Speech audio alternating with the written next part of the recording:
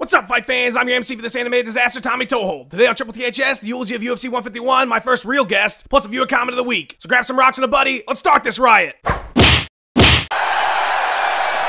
UFC 150 done. Last week, right after it would be too late to cover on my show, Dana White made a historic announcement, like Declaration of Independence historic. The boss man dropped a bombshell and told the media that for the first time since the Mario Brothers took over the UFC, an event was canceled. The event getting in the kibosh, UFC 151. DFW then proceeded to drop more F-bombs than a Scorsese movie while explaining the situation. Here's what went down sans F-bombs. Dan Henderson, I'm assuming while getting out of bed, managed to cripple himself, and if not for his life alert, would probably be dead. Then, being the pride legend that he is, decided that having two legs is for losers and that he'd continue on towards his fight with Johnny Bones. But about 8 days before the fight, Hendo's old man strength gave out and he had to drop from the card. With such short notice in a card that had as many big names as snakes on a plane, the UFC was in a bind. They asked Machida, but he hadn't drank enough urine yet to power up his Hadoken. And with that, White turned to the one man with balls big enough to take a fight against a guy with arms longer than mine in a weight class he hadn't fought in since 2005 on 8 days' notice, Chael Sonnen. Chael said yes, and it looked like UFC 151 would be saved. That wasn't until Johnny Bones, despite having arms longer than mine and fighting an opponent who hadn't fought at 205 since 2005 on 8 days' notice, decided against the bout at the advisement of coach and Sandman Greg Jackson. With nobody left to fight and the new main event being Jake Ellenberger versus some guy from Bellator, the UFC forced their hand and shut the whole thing down. Jones' fight was moved to UFC 152 where he'll now fight Vitor Belfort for some reason. After the announcement, fans grabbed their social media pitchforks and torches and targeted video game art producer John Jones because they were too stupid to figure out that this was not John Jones, UFC light heavyweight champion. Dana, what the hell happened?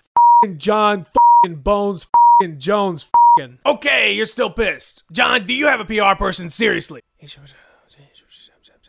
Yes? Do you really? Yes. Seriously? Yes. But really? No. The Vitor fight is 3.5 weeks away. Do you think giving an opponent some time to prepare for you as opposed to having no time at all will turn out to be a good decision? Don't answer that, John. Good call, Greg. Vitor, how the hell did you get into this mix? I have no idea, but I love it! Anderson, should he have taken the fight? See. Actual Chael Sonnen and not just a horrible impression of him. Your thoughts on John Jones? I'm a problem that Jonathan will never be able to solve, and it eats at him every day of his life.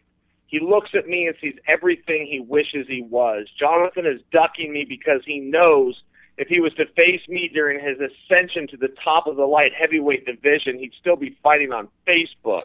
I was the greatest inside the octagon before it was even fashionable.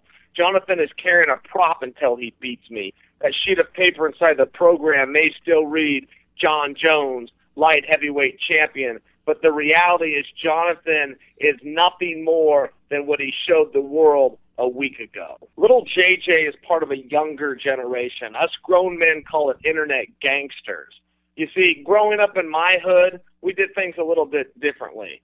If I had a problem with someone, let's say some kid came over and jacked my swing, or maybe he claimed the handball court after I already said that it was mine, I'd walk up to that person and slap him across the face. He'd either walk away or he'd slap me back and the fight was on. You didn't go on Twitter and call a man a coward and then back down to his challenge because you needed a little more time. I was just raised a little bit differently, I guess.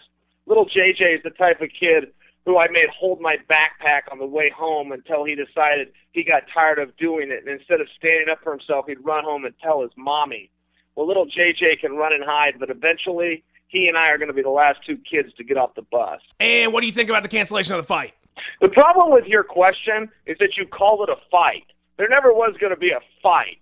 John the leprechaun is too much of a coward to actually get in there with somebody that likes to fight. So why did little JJ duck Chael Sonnen? Because cowards run and fighters fight.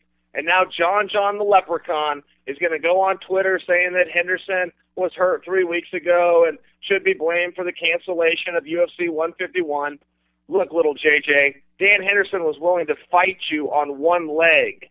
That's why Dan Henderson will be a Hall of Famer and little JJ will be a sham. Where do you go from here, champ? Let me just break things down for you real simply because I'm running out of time. Chael Sonnen 1, Jonathan Jones 0. Jonathan's hype machine will lead you to believe that he's conquered 205. But now I'm here. Now Daddy's moved up, and I'm going to show the whole world that I am Caesar. I've delivered more than I have failed, and I'm going to snatch that world title away from that child, whether I do it in the octagon or I do it outside of McCool's Tavern where he likes to get sauced up every Friday night. Okay, and finally... You know, I was enjoying this interview, but in the last few moments, you somehow managed to piss me off. So I'm going to end this with one simple word.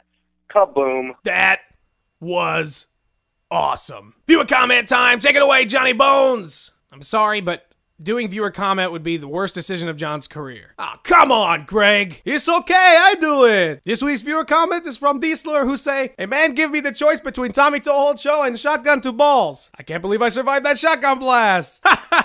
That's funny, Diesler. Say something funny about Tommy in social media and you might be the viewer comment of the week. That's show, fight fans. Huge thanks to the real Chael Sonnen for coming on the show, and Stephanie Daniels for taking care of the audio. Tune in next Wednesday when I make wallets out of duct tape with Jake O'Brien. Until then, drop me a message on Facebook and Twitter, and be sure to check out all my awesome friends. For Triple THS, I'm Tommy Tohold. So long, farewell, I'll beat her Zane, good night.